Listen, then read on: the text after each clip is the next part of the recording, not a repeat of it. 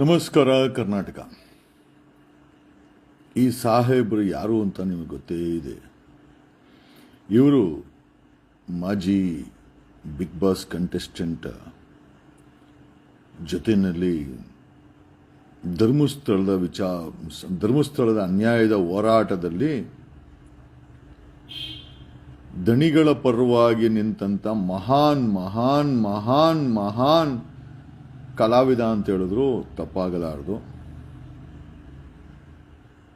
ಹೋರಾಟಗಾರ ಅಂತ ಹೇಳ್ಕಂತಾನೆ. ಈಗ ಈ ಹೋರಾಟಗಾರ ಯಾರ ಹತ್ರ ಚಾನಲ್ ಓಪನ್ ಮಾಡ್ತೀನಿ ಅಂತ ಕಾಸಿಸ್ಕೊಂಡು ಅವರ ಕನ್ವರ್ಸೇಷನ್ನು ಈಗ ವೈರಲ್ ಆಗ್ತಾ ಇದೆ. ನನಗೂ ಇದನ್ನು ಯಾರೋ ಕಳಿಸ್ಕೊಟ್ರು ಪರ್ಸನಲ್ಲು. ಯಾಕಂದರೆ ಸಾಲ ಮಾಡಿದವ್ರು ಯಾರೂ ಇಲ್ಲ. ಸಾಲ ಮಾಡಿನೇ, ಬಟ್ ಸಾಲ ಮಾಡಿದಾಗ ಆ ಜವಾಬ್ದಾರಿಯನ್ನು ಕೂಡ ನಾವೆಲ್ಲ ಮರಿಬೇಕು. ನಾನು ಸಾಲ ಮಾಡಿದ್ದೀನಿ. ನಾನೇನು ಪಾಪ ಕಿರಿಕಿರ್ತಿ ಒಬ್ಬನೇ ಮಾಡವನೇ ಅಂತ ಹೇಳಲ್ಲ. ಒಂದು ನೈತಿಕವಾದಂಥ ಜವಾಬ್ದಾರಿ. ಇವರು ರಿಪಬ್ಲಿಕ್ ಟಿವಿನಲ್ಲಿ ರಾಷ್ಟ್ರೀಯ ಮಾಧ್ಯಮದಲ್ಲಿ ಕೂತ್ಕೊಂಡು ಡಿಬೇಟ್ ಮಾಡಿಸೋ ಅಂತ, ರಿಪಬ್ಲಿಕ್ ಟಿವಿಯವರು ಡಿಬೇಟ್ ಮಾಡಿಸ್ತಾರೆ. ಇವ್ರು ಡಿಬೇಟ್ ಮಾಡೋಂಥ ವ್ಯಕ್ತಿಗಳು. ಜಸ್ಟ್ ಒಂದು ಆಡಿಯೋ ಕೇಳಿ, ತದನಂತರ ಮಾತಾಡ್ತೀನಿ. ನೀವು ನಮ್ಮ ಆಫೀಸ್ ಹತ್ರ ಹೋಗೋದು ಅಲ್ಲಿ ಹೋದ್ರೆ ದುಡ್ಡು ಬರುತ್ತಾ ಮೇಡಮ್? ಕೀರ್ತಿ ಶಂಕರಘಟ್ಟ ಅಂತ ಹಾಕಿ ದೊಡ್ಡ ನಾಮ ಹಾಕೊಂಡು ಡಿಬೇಟ್ಗಳಲ್ಲಿ ಬಂದು ಕೂತ್ಕೊಂಡಂತಹ ವ್ಯಕ್ತಿಯ ಬಗ್ಗೆ ತಮಗೆ ಪರಿಚಯ ಇರಬಹುದು. ನಿಮ್ಮ ಕೈ ಮುಗಿದು ಬೇಡ್ಕೋತೀನಿ, ನನಗೆ ಇದೊಂದು ಸ್ವಲ್ಪ ಕ್ಲಿಯರ್ ಆಗೋ ತನಕ ನನಗೆ ಟೈಮ್ ಮಾಡ್ಕೊಡಿ. ತನ್ನ ಒಂದು ಮುಖವಾಡವನ್ನು ತಗೊಂಡಿದ್ದಾನೆ. ನಾನು ಹೇಳ್ತಾ ಇರೋದೇ ಸತ್ಯ.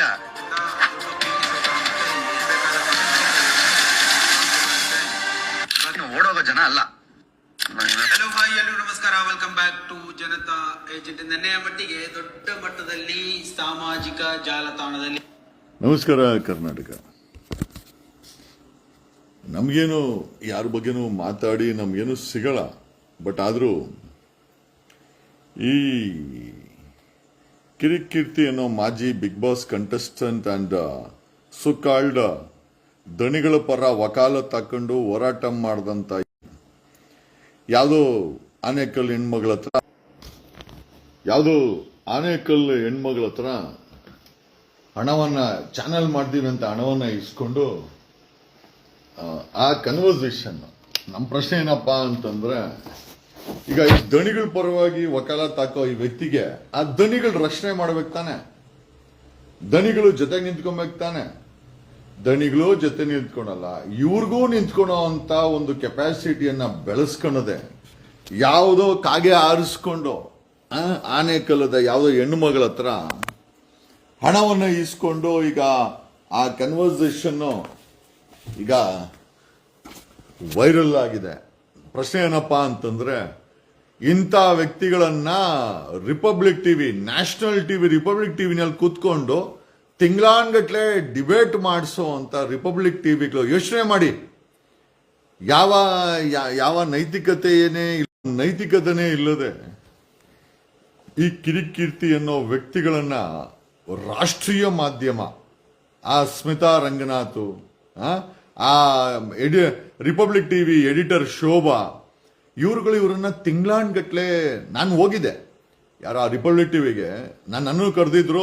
ನಾನು ಮೊದಲು ಬರಲ್ಲ ಅಂದೆ, ಆಮೇಲೆ ಮಾಧ್ಯಮಗಳು ಕರೆದಾಗ ನಾವು ಯಾಕೆ ಹೋಗಬಾರ್ದು ಅಂತ ಹೇಳಿ ನಾನು ಹೋಗಿದ್ದೆ. ತುಂಬಾ ದೊಡ್ಡ ಸೆಟಪ್. ಜೆಸಿ ಲಾಲ್ಬಾಗ್ ಹತ್ರ ಇದೆ, ಅದು ತುಂಬಾ ದೊಡ್ಡ ಸೆಟಪ್. ಬಟ್ ನಾನು ಮೊನ್ನೆ ಮಾತಾಡ್ತಾ ಹೇಳ್ದೆ, ಆ ಪವರ್ ಟಿವಿ ಇದು ಇದ್ದಿದ್ದಲ್ಲ, ಯಾವುದು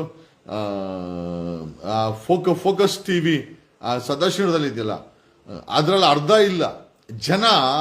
ಅಷ್ಟು ದೊಡ್ಡ ಸೆಟಪ್ ಅನ್ನ ಮಾಡಿ ಈಚೆ ಕಡೆ ಕಡಿಮೆ ಅಂದ್ರೂ ಒಂದು 2 ಡಜನ್ ರಿಪಬ್ಲಿಕ್ ಟಿವಿ ಗಾಡಿಗಳು ನಿಂತಿದ್ವು, ಆ ಎಕೋ ಗಾಡಿಗಳು. ಒಳಗಡೆ ಹೋದ್ರೆ ತುಂಬಾ ದೊಡ್ಡ ಸೆಟಪ್ ರಿಪಬ್ಲಿಕ್ ಟಿವಿದು. ಆದರೆ ಎಂಪ್ಲಾಯೀಸ್ಗಳ ಸಂಖ್ಯೆ ಎಷ್ಟು ಕಡಿಮೆ ಆಗಿದೆ ಅಂತಂದ್ರೆ, ಮುಂಚೆ 100 ಇತ್ತು ಅಂತಂದ್ರೆ ಇವತ್ತು ಕೇವಲ 20%ಗೆ ರಿಪಬ್ಲಿಕ್ ಟಿವಿಯ ಒಂದು ದಿವಸ, if I am not wrong, Republic TV ಬಾಗ್ಲಾಕೊಂಡು ಹೋಗೋದಂತೂ ಗ್ಯಾರಂಟಿ. ಯಾಕೆ ಅಂತಂದ್ರೆ ಅವ್ರುಗಳು ತಗೊಂಡಂತ ಸ್ಟ್ಯಾಂಡ್ ಇದೆಯಲ್ಲ, ಆ ಧರ್ಮಸ್ಥಳದ ವಿಚಾರದಲ್ಲಿ ರಿಪಬ್ಲಿಕ್ ಟಿವಿ ಅಂತವರು ಒನ್ ಸೈಡೆಡ್ ಸ್ಟೋರಿಯನ್ನ ಪ್ರಮೋಟ್ ಮಾಡಕ್ಕೆ ಬಿದ್ದಂತ ಪಾಡಿದೆಯಲ್ಲ ನೋಡಿ. ಆ ಧರ್ಮಸ್ಥಳದ ಶಾಪ, ಆ ಧರ್ಮಸ್ಥಳದ ಆ ಸತ್ತೋರ ಶಾಪ ರಿಪಬ್ಲಿಕ್ ಟಿವಿ ಚಾನೆಲ್ಗೆ ದೊಡ್ಡ ಲತ್ತೆಯಾಗಿ ಬಿದ್ದಿದೆ. ಬಿಲೀವ್ ಇಟ್ ಆರ್ ನಾಟ್, ಅವರ TRP ಒಂದೇ ಅಂತಲ್ಲ, ಅವರ ಚಾನೆಲ್ ಸ್ಥಿತಿ ನೋಡಿದ್ರೆ ಅಯ್ಯೋ ಇದಾ ಅರ್ನಬ್ ಗೋಸ್ವಾಮಿಯ ಅಷ್ಟು ದೊಡ್ಡ ಚಾನಲ್ ಒಳಗಡೆ ಹೋದರಿ, ಒಳಗಡೆ ನಾನು ಕಣ್ಣಾರ ನೋಡಿದ್ದು ಅಷ್ಟು ದೊಡ್ಡ ಸೆಟಪ್ ಅಲ್ಲಿ ಎಲ್ಲಾ ಹುಡುಗರು 20 ಜನ ಇಲ್ಲ. ಒಬ್ಬ ಯೂಟ್ಯೂಬರ್ ಕಡಿಮೆ ಅಂದ್ರೆ ಒಂದು 7-8 ಜನ ಇಟ್ಕೊಂಡಿರ್ತಾನೆ. ಒಬ್ಬ ಯೂಟ್ಯೂಬರ್ ಚಾನಲ್ 7-8 ಜನ ಇಟ್ಕೊಂಡಿರ್ತಾನೆ, ರಿಪೋರ್ಟಿಂಗು ಎಡಿಟಿಂಗು ಅದು ಇದು ಅಂತ. ಅಷ್ಟು ದೊಡ್ಡ ನ್ಯಾಷನಲ್ ಚಾನಲ್ ಅಲ್ಲಿ ನಾನ್ ಕಣ್ಣಾರ ನೋಡಿದ್ದು ಎಲ್ಲ ಖಾಲಿ ಖಾಲಿ ಖಾಲಿ ಖಾಲಿ ಖಾಲಿ. ಧರ್ಮಸ್ಥಳದಲ್ಲಿ ಸತ್ತಂತವರ ಶಾಪ ಹೆಂಗ್ ತಟ್ಟಿದೆ ಕೆಲವರಿಗೆ ಅಂತಂದ್ರೆ, ಅದೇ ಚಾನಲ್ ಅಲ್ಲಿ ಕೂತ್ಕೊಂಡು ಏನೋ ದಣಿಗಳನ್ನ ಕೊಲೆಗಾರರನ್ನ ಡಿಫೆಂಡ್ ಧರ್ಮವನ್ನ, ಯಾವ ಧರ್ಮ ರೀ? ಮಾನವೀಯತೆ ಧರ್ಮ ಬಿಟ್ರೆ ಮೊದಲು ಯಾವ ಧರ್ಮ? ಮೊದಲು ಮಾನವೀಯತೆ, ಮಾನವರಾಗಬೇಕು ನಾವೆಲ್ಲ. ಒಬ್ಬನಿಗೆ ನನಗೆ ನೋವಾಗುತ್ತೆ, ಇನ್ನೊಬ್ರಿಗೆ ನೋವಾಗುತ್ತೆ. ಆಮೇಲೆ ಇವರೆಲ್ಲ ಮಾಡಿದ್ದು ಏನಕ್ಕೋಸ್ಕರ ಅನ್ಕೊಂಡಿದ್ದೀರಾ? ಯಾವುದೋ ಒಂದು ತೆವಳಿನ ವಿಚಾರಕ್ಕೋಸ್ಕರ ಇವರೆಲ್ಲ ಅಲ್ಲಿ ಸತ್ತೋರು ಯಾರು ಇವ್ರು ಹೆಣ್ಮಕ್ಳು ಆಗಿರ್ಲಿಲ್ಲ. ಆ ರಿಪಬ್ಲಿಕ್ ಟಿವಿ ಏನೋ ಕೊಲೆಗಾರರ ಪರವಾಗಿ, ದಣಿಗಳ ಪರವಾಗಿ ನಿಂತ್ಕೊಂಡಿದ್ದೆ, ಲತ್ತೆ ಹೊಡೆದಿದೆ ರೀ. ರಿಪಬ್ಲಿಕ್ ಟಿವಿಗೆ ದೊಡ್ಡ ಲತ್ತೆ ಹೊಡೆದಿದೆ. ಅಷ್ಟು ದೊಡ್ಡ ಸೆಟಪ್ ಅಲ್ಲಿ ಹುಡುಗರು 20 ಜನ ಇಲ್ಲ, TRP ನೆಲ ಕಚ್ಚಿದೆ. ಅಲ್ಲಿ ಕಾರ್ಯಕ್ರಮ ಮಾಡೋರು ಮುಖದಲ್ಲಿ ಯಾವುದೇ ಕಳೆ ಇಲ್ಲ. ಈ ಮಟ್ಟಕ್ಕೆ ಅರ್ನಬ್ ಗೋಸ್ವಾಮಿಯ ಒಂದು ಸಮಯದಲ್ಲಿ ಅರ್ನಬ್ ಗೋಸ್ವಾಮಿ ಟೈಮ್ಸ್ ನೋವಲ್ಲಿ ಒಬ್ಬ ನಿರೂಪನಾಗಿ ಕೆಲಸ ಮಾಡ್ತಾ ಇದ್ದ. ಇವತ್ತು 3-4 ಸಾವಿರ ಕೋಟಿ ಬೆಲೆ ಬಾಳುವಂತ ನ್ಯೂಸ್ ಚಾನೆಲ್ ಸೆಟಪ್ ಮಾಡಿದ್ದಾನೆ ಅಂತಂದ್ರೆ, ಬಡ ರಿಪೋರ್ಟರ್ ಅಂತ ಹೇಳ್ತಾ ಇದ್ದಂತ ಒಂದು ಸಮಯ ಆಗಿದ್ರೆ, ಇವತ್ತು ಚಾನೆಲ್ ಓನರ್ಗಳ ಬಗ್ಗೆ ಮಾತಾಡುವಂತ ಸಮಯ. ಅದೇ ಚಾನೆಲ್ ಅಲ್ಲಿ ಕೂತ್ಕೊಂಡು ಅದೇ ಆ ಧರ್ಮಸ್ಥಳದ ವಿರುದ್ಧವಾಗಿ ಯಾವ ಚಾನೆಲ್ ಅಪಪ್ರಚಾರ ಮಾಡಕ್ ಕೂತ್ಕೊಂತೋ ಆ ಚಾನಲ್ ಇವತ್ತು ಒಂದಲ್ಲ ಒಂದು ದಿವಸ ಬೀದಿಗೆ ಬರುತ್ತೆ. ಯಾಕೆ ಬೀದಿಗೆ ಬರುತ್ತೆ, ಬಾಕಲು ಆಗುತ್ತೆ ಅಂತ ನಾನೇನು ಅವ್ರಿಗೆ ಕೇಡನ್ನ ಬಯಸ್ತಾ ಇಲ್ಲ. ಬಟ್ ಅವ್ರ TRP ಯಾಕೆ ಬಿದ್ದೋಗಿದೆ, ಅವರ ಚಾನಲ್ ಅಲ್ಲಿ ಜನ ಯಾಕೆ ಕೆಲಸ ಕಡಿಮೆ ಆಗ್ತಾ ಇದೆ? ಕಾರಣ ಇಷ್ಟೇ, ಜನ ರಿಪಬ್ಲಿಕ್ ಟಿವಿಯನ್ನ ನೋಡ್ತಾ ಇಲ್ಲ. ಏನೋ ಇವರು ಮಹಾಭಾರತ ರಾಮಾಯಣ ಅಂತೇಳಿ ಹೆಸರುಗಳಿಟ್ಕೊಂಡು ಓಡಿಸ್ಬೋದಷ್ಟೇ. ಆಡುವ ಮಾತಲ್ಲಿ ಕೊಡುವಂತ ನ್ಯೂಸ್ ಅಲ್ಲಿ ಸತ್ಯ ಇಲ್ಲ, ಬರೀ ಸುಳ್ಳೆ ತುಂಬಿದೆ, ಬರೀ ಕುಯುಕ್ತಿ ತುಂಬಿದೆ ಅಂತಂದ್ರೆ ನಿಜವಾಗ್ಲೂ ಹೇಳ್ತೀನಿ, ಈ ಒಂದು ರಿಪಬ್ಲಿಕ್ ಟಿವಿಗೆ ಬಂದಿರುವಂತ ಗತಿ ಕರ್ನಾಟಕದ ಬೇರೆ ಚಾನೆಲ್ಗಳು ಎಷ್ಟೇ ಮಾಡಬೇಕು. ಒನ್ ಸೈಡ್ ಸ್ಟೋರಿ, ದುಡ್ಡುಗೋಸ್ಕರ ಸ್ಟೋರಿ, ಆಮೇಲೆ ಅವ್ರು ಯಾವನೋ ಎಂಜಿಲ್ ಕಾಸು ಹಾಕ್ತಾನೆ, ಎಂಜಿಲ್ ಬ್ರೀಫ್ ಕೇಸ್ ಕೊಡ್ತಾನೆ, ನಿಮ್ಮ ಚಾನೆಲ್ಗೆ ಅಡ್ವರ್ಟೈಸ್ಮೆಂಟ್ ಕೊಡ್ತಾನೆ, ಅವನು ಬೂಟು ನಕ್ಕೊಂಡು ನೀವು ನ್ಯೂಸ್ಗಳನ್ನ ತೋರಿಸಿದ್ರೆ ಖಂಡಿತವಾಗಿ ಕರ್ನಾಟಕದ ಜನ ನಿಮ್ಮನ್ನ ಎಲ್ಲಿ ಮಡಗಬೇಕು ಅಂತ ಆಲ್ರೆಡಿ ಆಸ್ ಸೀನ್. ನಾನು ಹೇಳ್ತೀನಲ್ಲ, ನನ್ನ ಕಣ್ಣು ಮುಂದೆ 2026ಗೆ ಸುಮಾರು ಚಾನಲ್ ಬಾಕಲ್ ಹಾಕೋ ಅಂತ ಎಲ್ಲ ಇರ್ಬೋದು. ದುಡ್ಡು ಮಾಡಿರ್ತಾರೆ, ಏನೋ ಚಾನಲ್ ಜನ ನೋಡಿಲ್ಲ ಅಂತಂದ್ರು ಅವ್ರು ಮಾಡಿರೋ ಸಂಪಾದನೆ ಉಳಿಸ್ಕೋಸ್ಕರ ಆದ್ರೂ ಅವುಗಳನ್ನ ಓಡಿಸ್ಕೊಂಡಿರ್ತಾರೆ. ಎಷ್ಟು ದಿನ ಅಂತ ಜೇಬಿಂದ ದುಡ್ಡು ಹಾಕಕ್ ಸಾಧ್ಯ? ಎಷ್ಟು ದಿನ ಅಂತ ದಣಿಗಳು ಕೊಲೆಗಾರರು ದುಡ್ಡು ಕೊಡ್ತಾರೆ ಇವ್ರುಗಳಿಗೆ ಚಾನಲ್? 1 ತಿಂಗಳು 2 ತಿಂಗಳು. ಅದೇ ಹೇಳ್ತಾರಲ್ಲ, ಅರಿಶಿಣದ ಕೂಳ್ಗೋಗಿ ವರ್ಷದ ಕೂಳು ಕಲ್ಕೊಂಡ್ರಂತೆ. ನಮ್ಮನೇಲಿ ಹೇಳ್ತಾರೆ, ನಮ್ಮ ದೊಡ್ಡವರು ಹೇಳ್ತಾ ಇದ್ರು, ಯಾವ್ದೋ ಮದುವೆ ಊಟಕ್ಕೆ ಹೋಗಿ ನಿಜವಾಗ್ಲೂ ಪ್ರತಿದಿನ ಊಟ ಕೊಡೋ ಅಂತ ಕೆಲಸವನ್ನ ಕಳ್ಕೊಂಡ್ರು ಅನ್ನೋದಕ್ಕೆ ಈ Republic TV and Kirik Keerthi are the best example. ನಾನು ಹೇಳ್ತೀನಲ್ಲ, ಆ ಕಿರಿಕೀರ್ತಿ ಯಾವ ಮಟ್ಟಕ್ಕೆ ಧರ್ಮಸ್ಥಳದ ವಿಚಾರದಲ್ಲಿ ಡಿಫೆಂಡ್ ಮಾಡ್ಕೊಂಡ ಅಂತಂದ್ರೆ ನಾವು ಹೇಳಲಿಕ್ಕೆ ಸಾಧ್ಯ ಇಲ್ಲ. ನೊಂದ ಆತ್ಮಗಳು, ನೊಂದ ಜೀವಗಳ ಶಾಪ ಇವ್ರುಗಳಿಗೆ ತಟ್ಟಿದೆ ರೀ. ಧರ್ಮಸ್ಥಳದ ವಿಚಾರದಲ್ಲಿ ಕಿರಿಕೀರ್ತಿಗೆ ತಟ್ಟಿದೆ ಅಂತಂದ್ರೆ, ರಿಪಬ್ಲಿಕ್ ಟಿವಿಗೆ ತಟ್ಟಿದೆ ಅಂತಂದ್ರೆ, ಧರ್ಮಸ್ಥಳದ ಖಾಲಿ ಡಬ್ಬ ಅಂತ ಕಂಪ್ಲೇಂಟ್ ಕೊಟ್ಟವ್ರ ಮೇಲೆ ದೂರುಗಳನ್ನ ದಾಖಲಿಸಿ ಅವ್ರ ಮೇಲೆ ಚಾರ್ಜ್ ಶೀಟ್ ಮಾಡಿದಾರಲ್ಲ, ನೀವು SIT ಅವರು ಬೀದಿಗೆ ಬರ್ತಿರಲ್ಲ ಒಂದೇ ಒಂದು ದಿವಸ. ಈ ಸರ್ಕಾರ, ಕಾಂಗ್ರೆಸ್ ಸರ್ಕಾರದ DK ಶಿವಕುಮಾರ್ ಇದಕ್ಕೆಲ್ಲ ಕುಯುಕ್ತಿ ಮಾಡಿರೋದು ನಮ್ಗೆ ಚೆನ್ನಾಗಿ ಗೊತ್ತಿದೆ. We know it is not home minister ಆ ತರ ಎಲ್ಲ ದಾಟಿ ಕೆಲಸ ಮಾಡಲ್ಲ. ಈ ಎಲ್ಲಾ ಕುಯುಕ್ತಿನೂ ಕೂಡ ಈ ಒಂದು ಧರ್ಮಸ್ಥಳದ ಕೇಸು ಹಳ್ಳ ಹಿಡಿಬೇಕು ಅಂತಂದ್ರೆ ಕಾಂಗ್ರೆಸ್ ಪಕ್ಷದ DK ಶಿವಕುಮಾರ ಈ ಹಳ್ಳ ಹಿಡಿಸೋದ್ರಲ್ಲಿ ಮೂಲ ವ್ಯಕ್ತಿ ಅಂತ ನನಗೆ ಚೆನ್ನಾಗಿ ಗೊತ್ತಿದೆ. ಅದನ್ನ ನಾವು ಒಪ್ಕೊಂತನೋ ಬಿಡ್ತಾನೋ ಒಂದಂತೂ ನಿಜ, ಇವತ್ತು ಜನರಿಗೆ ಧರ್ಮಸ್ಥಳದ ವಿಚಾರದಲ್ಲಿ ತನ್ನದೇ ಆದಂತ ಏನೋ ಐ ಥಿಂಕ್ ಸುಳ್ಳನ್ನ ತೋರ್ಸಕ್ಕೆ ಹೋದಂತ ರಿಪಬ್ಲಿಕ್ ಟಿವಿ ಇವತ್ತು ಜನ ನೋಡಲಾಗದಂತ ಪರಿಸ್ಥಿತಿಗೆ ಬಂದು ನಿಂತಿದೆ. ರಿಪಬ್ಲಿಕ್ ಟಿವಿನಲ್ಲಿ ದಣಿಗಳ ಪರವಾಗಿ, ಕೊಲೆಗಾರರ ಪರವಾಗಿ ಡಿಫೆಂಡ್ ಮಾಡ್ಕೊಂಡಂತ ಈ ಕಿರಿಕೀರ್ತಿ ಈಗ ಚಾನಲ್ ಮಾಡ್ತೀವಿ ಅಂತ ಯಾರ ಹತ್ರ ದುಡ್ಡಿಸ್ಕೊಂಡು ಬಡ್ಡಿ ಕಾಸು ಕೊಟ್ಟಿಲ್ಲ, ಗಂಟು ಕೊಟ್ಟಿಲ್ಲ, ಅದ್ಯಾವುದೋ ದೊಡ್ಡ ಟ್ರಾನ್ಸಾಕ್ಷನ್ ಮಾಡಿಸ್ಬಿಟ್ಟವನಂತೆ. ಹಂಗಾಗಿ ಅಕೌಂಟ್ ಫ್ರೀಸ್ ಆಗ್ಬಿಟ್ಟಿದೆ ಅಂತೆ. ಸತ್ಯ ಹೇಳೋ ಮಾರಾಯ, ಸಾಲ ನಾವು ಮಾಡಿದೀವಿ ಕಿರಿಕೀರ್ತಿ, ನೀನು ಒಬ್ಬನೇ ಅಲ್ಲ. ಟಾಟಾ ನಗರದಲ್ಲಿ ಇರ್ಬೇಕಾದ್ರೆ ಆ ಕಿರಾಣಿ ಅಂಗಡಿಯವನು ಹೇಳ್ತಾ ಇದ್ದ, ಕಿರಿಕೀರ್ತಿ ಒಂದು 5,000 ರೂಪಾಯಿ, ಯಾರೋ ಮುಸ್ಲಿಮು, ಯಾವ ಮುಸ್ಲಿಂ ಅವ್ರನ್ನ ನೀನ್ ಬೈತೀಯೋ ಆ ಮುಸ್ಲಿಮ್ದು ಅಂಗಡಿ ಇತ್ತಲ್ಲ ಟಾಟಾ ನಗರದಲ್ಲಿ, ನಮ್ಮ ಮನೆ ಪಕ್ಕದಲ್ಲಿ ಟಾಟಾ ನಗರ, ಆ ಟಾಟಾ ನಗರದಲ್ಲಿ ಆ ಮುಸ್ಲಿಂ ಕಿರಾಣಿ ಅಂಗಡಿ ಅವನಿಗೂ ಕೂಡ 6,000. ಅವನು ಹೇಳ್ದ, ಸರ್ ನಮ್ ಕಿರಿಕೀರ್ತಿ ಅವ್ರಿಗೆ ಹೋಗ್ಲಿ ಬಿಡಿ ಸರ್ ಅಂತ ಹೇಳ್ದ. ನೋಡೋ, ಕಿರಿಕೀರ್ತಿ ಜೀವನ ಮಾಡೋದು ತುಂಬಾ ಇಂಪಾರ್ಟೆಂಟು. ನೈತಿಕವಾಗಿ ಒಂದು ಮಟ್ಟದಲ್ಲಿ ನೈತಿಕವಾಗಿ ಜೀವನ ಮಾಡೋದು ಒಂದು ಇಂಪಾರ್ಟೆಂಟು. ನೀವು ಯಾವ ದಣಿಯನ್ನ, ಯಾವ ಕೊಲೆಗಾರರನ್ನ ನೀವು ಸಪೋರ್ಟ್ ಮಾಡಿಕೊಂಡು ಯಾವ ಟಿವಿನಲ್ಲಿ ಕೂತ್ಕೊಂಡ್ರ ಆ ಟಿವಿ, ರಿಪಬ್ಲಿಕ್ ಟಿವಿ ಎಕ್ಕುಟ್ಟು ಹೋಗಿದೆ. ಅಲ್ಲಿ ಜನ ಇಲ್ಲ. ಅಲ್ಲಿ ಮಾಡ್ತಾ ಇರುವಂತ ಎಂಪ್ಲಾಯಿಗಳ ಗಣಸಂಖ್ಯೆ ಗಣನೀಯವಾಗಿ ಕುಸಿತಾ ಇದೆ. ಅಲ್ಲಿ ಮುಂಚೆ ಒಂದು 200 ಜನ ಮಾಡ್ತಾ ಇದ್ರು ಅಂತೆ, ಹುಡುಕಿದ್ರು 20 ಜನ ಇಲ್ಲ. ಅಷ್ಟು ದೊಡ್ಡ ಸೆಟಪ್ ಅಲ್ಲಿ ಈಚೆ ಕಡೆ ಒಂದು 20-25 ಗಾಡಿ ಬಿದ್ದಿದ್ವು. ಯಾವ ಗಾಡಿನೂ ಕೂಡ ವಾಶ್ ಮಾಡಿಲ್ಲ. ಅಲ್ಲಿ ಹೋದ್ರೆ ರಿಪಬ್ಲಿಕ್ ಟಿವಿ ಅನ್ಸುತ್ತೆ ಇವತ್ತಲ್ಲ ನಾಳೆ ಇವರು ಏನೋ ಕಂತೆ ಬಂತೆ ಸುತ್ಕೊಂಡು ಹೋಯ್ತಾರೆ ಅಂತ. ಇರ್ಬೋದು, ದುಡ್ಡು ಇರ್ಬೋದು, ಇಲ್ಲ ಅಂತ ಹೇಳ್ತಾ ಇಲ್ಲ. ಈಗ ಯಾವ ಅಡ್ವರ್ಟೈಸ್ಮೆಂಟ್ ಬಂದಿಲ್ಲ ಅಂದ್ರು, ಯಾವ ಚಾನಲ್ ಯಾರು ಜನ ನೋಡಿಲ್ಲ ಅಂದ್ರೂ ಕೂಡ ಚಾನಲ್ ಓಡಿಸ್ಬೋದು. ಬಟ್ ಒಂದಂತೂ ನಿಜ, ಎಷ್ಟು ದಿನ ಕೈಯಿಂದ ಕಾಸಾಕಿ ಚಾನಲ್ ಓಡ್ಸಕ್ಕಾಗತ್ತೆ? ಕಾಯೋಣ. ಒಂದಂತೂ ನಿಜ, ಧರ್ಮಸ್ಥಳದ ವಿಚಾರದಲ್ಲಿ ಯಾರ್ಯಾರು ಅನ್ಯಾಯ ಮಾಡಿದ್ರೋ, ಯಾರ್ಯಾರು ಅನ್ಯಾಯದ ಪರ ನಿಂತ್ಕೊಂಡ್ರೋ, ಒಬ್ಬೊಬ್ಬರೇ ಬಾಗ್ಲಾಕಂತವ್ರೆ, ಒಬ್ಬೊಬ್ಬರೇ ಬೀದಿಗೆ ಬತ್ತಾವ್ರೆ, ಒಬ್ಬೊಬ್ಬರೇ ಬಂಗ ಹೇಳ್ತಾ ಇದ್ದಾರೆ. ಅದರ ಮೊದಲ ಎಪಿಸೋಡ್ ರಿಪಬ್ಲಿಕ್ ಟಿವಿಯ ಕುಸಿತ, TRP ಕುಸಿತ, ರಿಪಬ್ಲಿಕ್ ಟಿವಿಯನ್ನ ಜನ ತಿರಸ್ಕಾರ ಮಾಡಿದಾರಲ್ಲ, ಇದೇ ಜನಗಳ ತೀರ್ಪು ರೀ. ನೀವು ನ್ಯಾಯಾಲಯದಲ್ಲಿ ಮೋಸ ಮಾಡಬಹುದು, ಪೊಲೀಸರು ಇಟ್ಕೊಂಡು ಮೋಸ ಮಾಡಬಹುದು, ತನಿಖೆ ಹೆಸರಲ್ಲಿ ಮೋಸ ಮಾಡಬಹುದು, ಸುಳ್ಳು ಕೇಸ್ ಹಾಕ್ಬೋದು. ಆದರೆ ಮೇಲೊಂದು ನ್ಯಾಯಾಲಯ ಇದೆ, ಅಲ್ಲೊಬ್ಬ ಜಡ್ಜ್ ಇದ್ದಾರೆ, ಅದನ್ನೆಲ್ಲ ನೋಡ್ತಾ ಇದ್ದಾರೆ. ಧರ್ಮಸ್ಥಳದಲ್ಲಿ ನೀವು ಮಾಡಿದಂತ ಅನ್ಯಾಯ ಇವತ್ತು ರಿಪಬ್ಲಿಕ್ ಟಿವಿ ಬಾಗ್ಲಾಕ ಮಟ್ಟಕ್ಕೆ ಬಂದಿದೆ. ಆ ರಿಪಬ್ಲಿಕ್ ಟಿವಿಲಿ ಕೂತ್ಕೊಂಡು ಕೊಲೆಗಾರರನ್ನ ಮತ್ತೆ ದಣಿಗಳನ್ನ ಡಿಫೆಂಡ್ ಮಾಡ್ಕೊಂಡಂತ ಇದೇ ಕಿರಿಕೀರ್ತಿ ಇವತ್ತು ಬಂಗ ಹೇಳ್ತಾ ಇದ್ದಾನೆ. Kirik Keerthi, this is A start. ಆ ಧರ್ಮಸ್ಥಳದ ಶಾಪ ನಿನಗೆ ತಟ್ಟಿದೆ ಕಣೋ, ಅಲ್ಲಿ ಸತ್ತಿರೋರ ಶಾಪ ತಟ್ಟಿದೆ ನಿನಗೆ. ಅದಕ್ಕೋಸ್ಕರನೇ ಈ ತರ ಬಂಗ ಹೇಳ್ತಾ ಇರೋದು. ನಾನು ಹೇಳ್ತೀನಲ್ಲ, ನೀನ್ ಕಾನೂನಿಂದ ತಪ್ಪಿಸ್ಕೊಬಹುದು, ನೀನು ಸುಳ್ಳು ಹೇಳ್ಕೊಂಡು ಕಾಗೆ ಹಾರಿಸ್ಬೋದು. ಒಂದಂತೂ ನಿಜ, ಸತ್ಯ ಸತ್ತನೇ ಅಲ್ವಾ? ನೀನು ಯಾವ ದೊಡ್ಡ ಬಿಸ್ನೆಸ್ ಮಾಡ್ತೀಯ ಗುರು? ಸ್ಪೀಡ್ ನ್ಯೂಸ್ ಅಲ್ಲಿ ಕೆಲಸ ಮಾಡ್ತಾ ಇದ್ದೆ, ನನಗೂ ಚೆನ್ನಾಗಿ ಗೊತ್ತಿದೆ. ಬಿಗ್ ಬಾಸ್ ಅಲ್ಲಿ ಮಾಜಿ ಕಂಟೆಸ್ಟೆಂಟು. ಇನ್ಮೇಲಾದ್ರೂ ಸತ್ಯ ಹೇಳು, ಯಾರ್ದೋ ಶಾಪ ನೀನ್ ಯಾಕೋ ತಗೊಂತೀಯ ಕಣೋ? ಅವನು ಯಾವನೋ ಕೊಲೆ ಮಾಡಿದ್ರೆ ಅವ್ನು ಜೈಲ್ಗೆ ಹೋಗ್ತಾನೆ, ಅಥವಾ ಅವನಿಗೆ ಭಗವಂತ ಶಿಕ್ಷೆ ಕೊಡ್ತಾನೆ. ನೀನ್ ಯಾರು ಕಣೋ? ಇದೇ ರಿಪಬ್ಲಿಕ್ ಟಿವಿಲಿ ಕೂತ್ಕೊಂಡು ಸ್ಮಿತಾ ರಂಗನಾಥ್, ಆ ಚೀಫ್ ಎಡಿಟರ್ ಶೋಭಾ, ಆ ರಿಪಬ್ಲಿಕ್ ಟಿವಿನ ಏನ್ ಗತಿ ಮಾಡಿಟ್ಟಿದ್ರು? ಆ ಧರ್ಮಸ್ಥಳದ ದಣಿಗಳನ್ನ, ಕೊಲೆಗಾರರನ್ನ ಡಿಫೆಂಡ್ ಮಾಡ್ಕೊಳಕ್ ಹೋಗೆ ನೋಡಿ, ಅವ್ರ ಶಾಪ ಹೆಂಗ್ ತಟ್ಟಿದೆ. ಆ ರಿಪಬ್ಲಿಕ್ ಟಿವಿ ಹೆಂಗ್ ತಟ್ಟಿದೆ ಅಂತಂದ್ರೆ, ಖಂಡಿತವಾಗಿ ₹1 ಆಮದಾನಿ ಅಂತೂ ಬರ್ತಾ ಇಲ್ಲ. ಇವ್ರಿಗೆ ಏನಾದ್ರೂ ಯಾರಾದ್ರೂ ದಣಿಗಳು ಪಣಿಗಳು ಕಾಸುಗಳು ಕೊಟ್ಟಿದ್ರೆ ಏನಾದ್ರು ಓಡಿಸ್ತಾ ಇರ್ಬೋದನ್ನ ನನಗಂತೂ ಗೊತ್ತಿಲ್ಲ. ರಿಪಬ್ಲಿಕ್ ಟಿವಿ ನೆಲ ಕಚ್ಚಿದೆ. ರಿಪಬ್ಲಿಕ್ ಟಿವಿಲಿ ಕೂತ್ಕೊಂಡು ಧರ್ಮಸ್ಥಳದ ಕೊಲೆಗಾರರನ್ನ, ಧರ್ಮಸ್ಥಳದ ದಣಿಗಳನ್ನ ಡಿಫೆಂಡ್ ಮಾಡ್ಕೊಂಡಂತ ಕಿರಿಕೀರ್ತಿಯ ಬಂಗ ಇದ್ದೋಗಿದ್ದಾನೆ. ಸಾಲ ನಾವು ಮಾಡ್ಕೊಂಡಿದ್ದೀವಿ, ನಾವು ಸಾಲ ಇಲ್ದಿರ ಬದುಕ್ ಬಂದಿಲ್ಲ ಕಿರಿಕೀರ್ತಿ. ಬಟ್ ಆ ಸಾಲದಲ್ಲಿ ಒಂದು ನೈತಿಕತೆ ಇದೆ, ಆ ಸಾಲದಲ್ಲಿ ಒಂದು ಜವಾಬ್ದಾರಿ ಇದೆ, ಆ ಸಾಲದಲ್ಲಿ ಇರೋದ್ರಲ್ಲಿ ಒಂದು ಸತ್ಯ ಇದೆ. ನಾವುಗಳು ಕೂಡ ಸಾಲ ಮಾಡ್ಕೊಂಡೇ ಬೆಳ್ಕೊಂಡ್ ಬಂದವರು.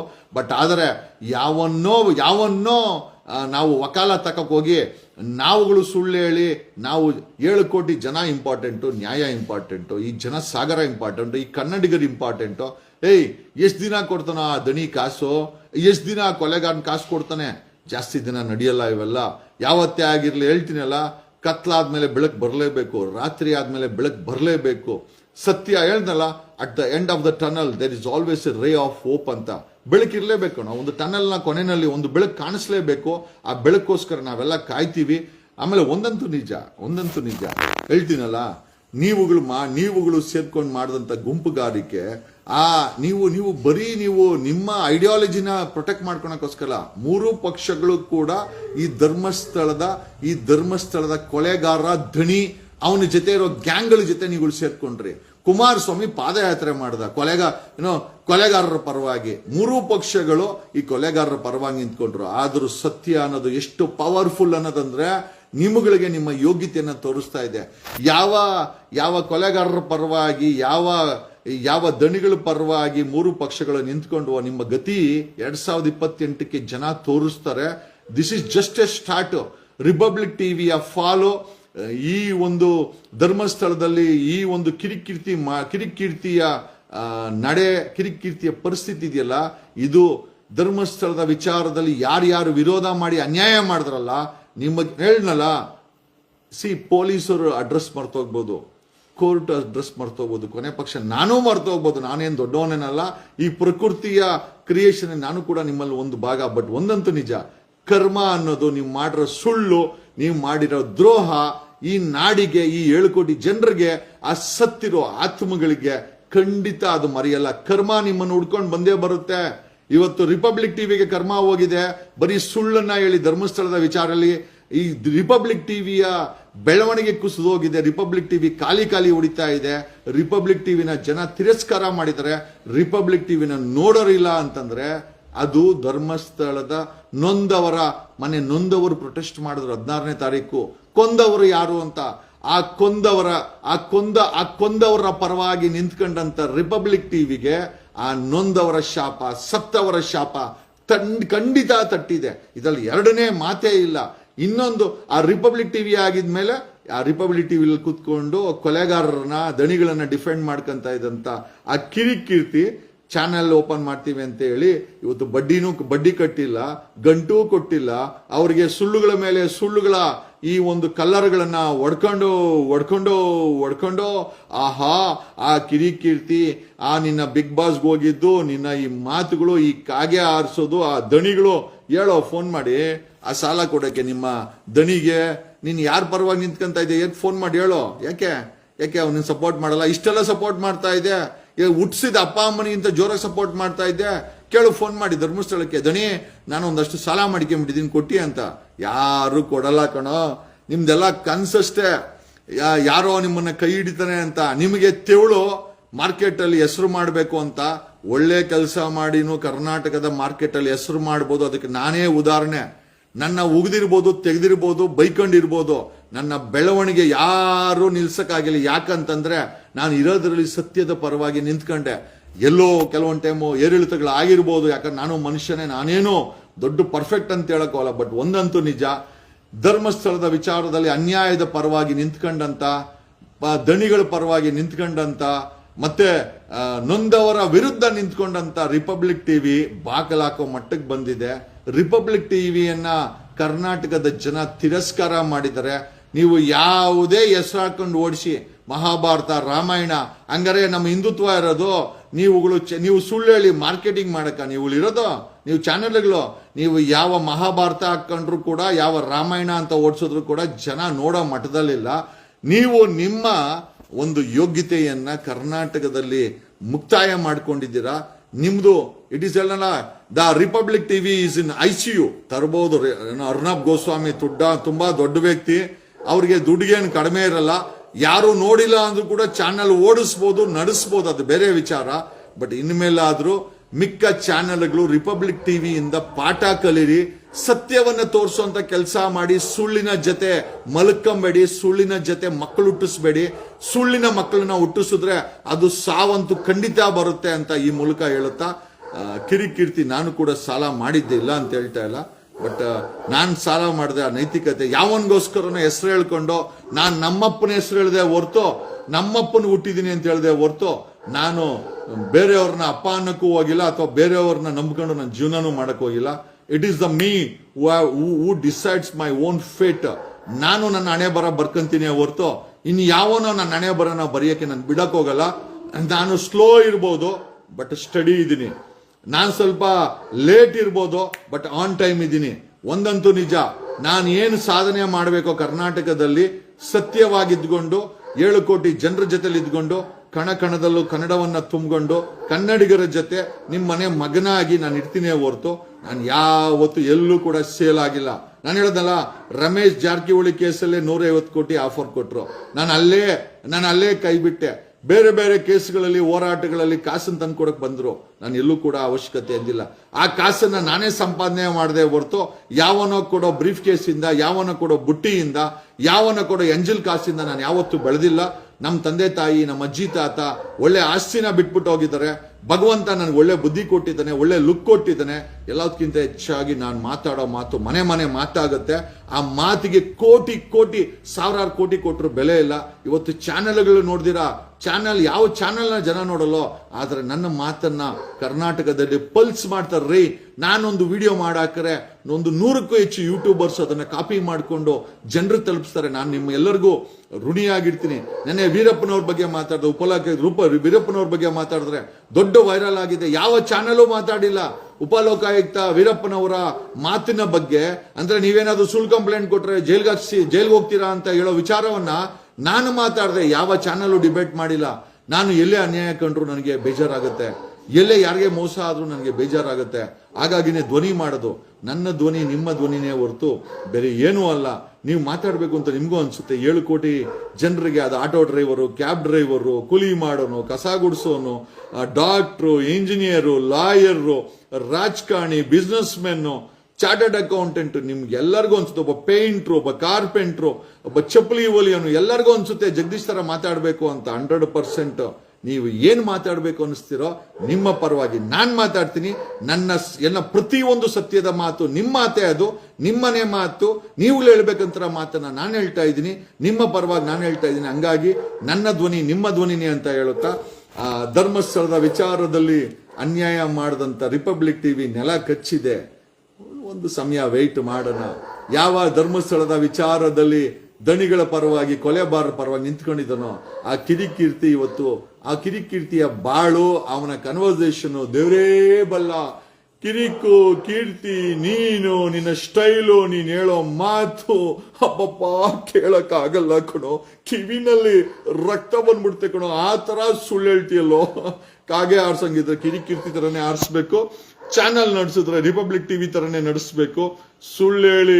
ಸುಳ್ಳೇಳಿ ರಾಜಕೀಯ ಮಾಡಂಗಿದ್ರೆ ಬಂಡೆ ತರನೇ ಮಾಡಬೇಕು. ಯಾಕೆ ಅಂತಂದ್ರೆ ಬಂಡೆಗೆ ಗೊತ್ತು ಹೆಂಗೆ ಸುಳ್ಳು ಹೇಳಿಸ್ಬೇಕು, ಹೆಂಗ್ ಕಾಗೆ ಆರಿಸ್ಬೇಕು ಅಂತ.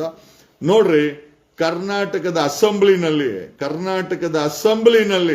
5,000 ಕೋಟಿ ಸುಳ್ಳನ್ನ ಹೇಳದಂತ ಲಕ್ಷ್ಮೀ ಹೆಬ್ಬಾಳ್ಕರ್ ಲೆಕ್ಕ ಹಾಕೊಳ್ರಿ. 1-2 ರೂಪಾಯಿ ಎಲ್ಲ ಸುಳ್ಳು ಹೇಳಿರೋದು ಇವ್ರು ಹೇಳ್ತಾರೆ ಲೆಕ್ಕ ತಪ್ಪಾಯ್ತು ಅಂತ.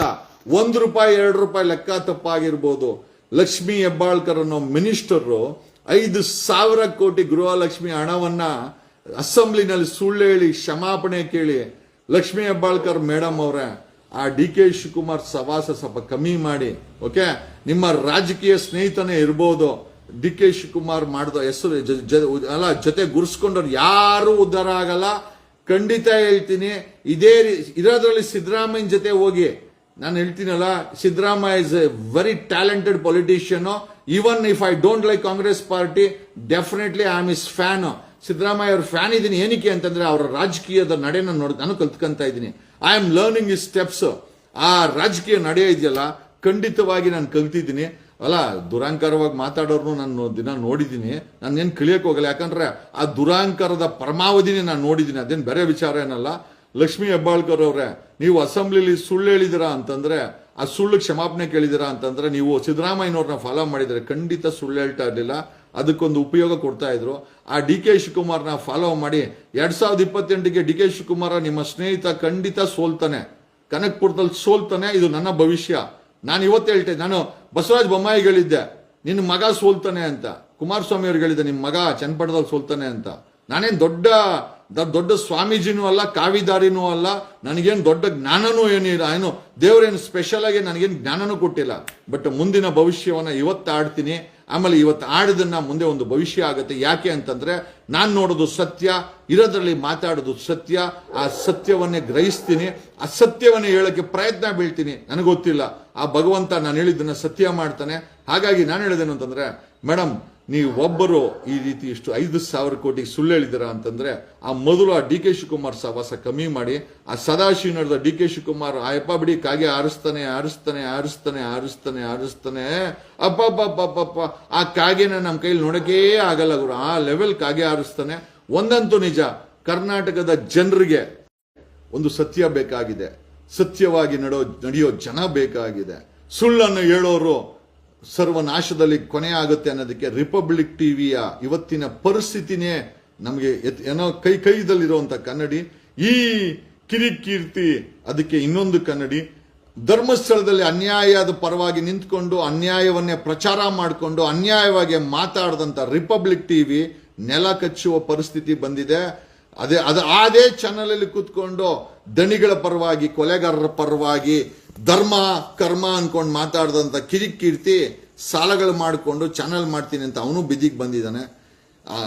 ಧರ್ಮಸ್ಥಳದ ವಿಚಾರದಲ್ಲಿ ತಾನೇ ಎಲ್ಲ ಬಾಸು ಅಂತ ಹೇಳಿ ಅಲ್ಲಾಡ್ಸಕ್ ಹೋದಂತ ಅಲ್ಲಾಡ್ಸು ಬಂಡೆ ಈ ಎಂಟೈರ್ ಧರ್ಮಸ್ಥಳದ ಪ್ರಕರಣವನ್ನ ಡ್ರೈವ್ ಮಾಡಿದನು ಬಂಡೆ ತನ್ನದು ಎಲ್ಲೈತೆ ಅಂತ ಅಲ್ಲಾಡ್ಸಕ್ ಹೋಗಿ ಇವತ್ತು ಬಂಡೆ ಸಿಎಂ ಆಗಬೇಕಾಗಿತ್ತು. ಬಂಡೆ ಡೆಪ್ಯೂಟಿ ಸಿಎಂ ಆಗಿ ಕೆಳಗಡೆ ಹಿಡಿದು 2028ಕ್ಕೆ ಸೋಲ್ತಾನೆ. ಯಾಕೆ ಅಂತಂದ್ರೆ ಆ ಧರ್ಮಸ್ಥಳದ ಶಾಪ ಇದೆಯಲ್ಲ ಬಂಡೆಗೂ ತಟ್ಟಿದೆ.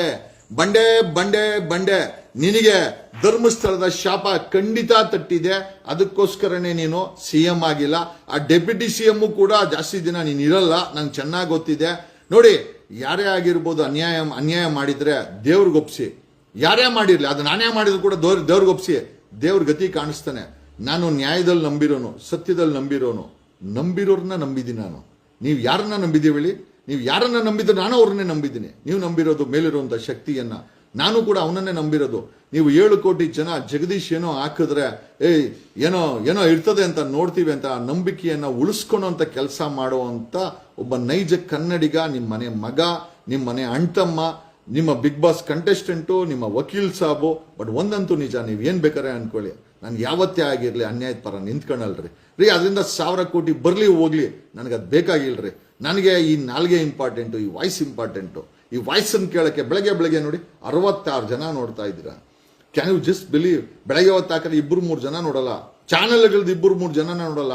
ನನ್ನ ಮಾತನ್ನ 66 ಜನ ನೋಡ್ತಾ ಇದ್ದು. 66 ಕೋಟಿ ನನಗೆ 66 ಕೋಟಿ ಜನ ನೋಡ್ದಂಗೆ ನನಗೆ ನಿಜವಾಗ್ಲೂ ನಿಮ್ಮ ಆಶೀರ್ವಾದ ಅಂತ ಹೇಳುತ್ತಾ ಸದಾ ನಿಮ್ಮ ಜೊತೆ ಇರ್ತೀನಿ, ಸದಾ ನಿಮ್ಮ ಮನದ ಮಾತನ್ನ ಮಾತಾಡ್ತೀನಿ, ಸದಾ ನಿಮ್ಮ ಪರವಾಗಿರ್ತೀನಿ, ಸದಾ ನಿಮ್ಮ ಜೊತೆನೇ ಇರ್ತೀನಿ, ನಿಮ್ಮ ಜೊತೆನೇ ಬದುಕ್ತೀನಿ, ನಿಮ್ಮ ಜೊತೆಲೇ ನಡೀತೀನಿ, ನಿಮ್ಮ ಜೊತೆನೇ ನಗ್ತೀನಿ. ನೀವು ನಕ್ಕರೆ ನಾನು ನಗ್ತೀನಿ, ನಾನು ನಗಿಸ್ತೀನಿ, ನೀವು ನಗಿಸ್ತೀನಿ ಅಂತ ಹೇಳ್ತಾ ಕಣದಲ್ಲೂ ಕನ್ನಡ ನಿಮ್ಮ ಜೊತೆ ನಾನಿರುವೆ. ಓಕೆ, ನಾನಿನ್ನ